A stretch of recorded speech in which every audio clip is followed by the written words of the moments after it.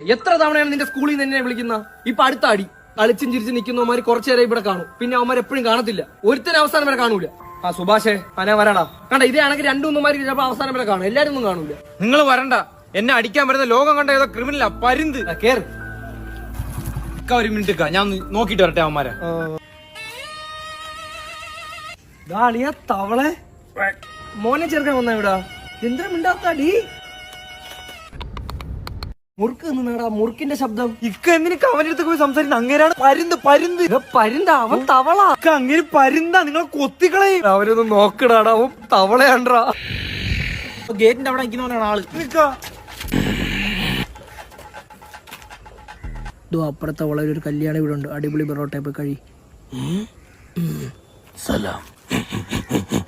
ഇതാണ് പരുന്ത്, പറന്നു പോയാണ്ടാ. നീ അങ്ങോട്ട് നിന്നേ. ഇനി എന്താണ് നിങ്ങളെ പ്ലാൻ ഇത് കഴിഞ്ഞിട്ട്? ഞാൻ ഒരു ടൂറും കൂടെ ഉണ്ട്.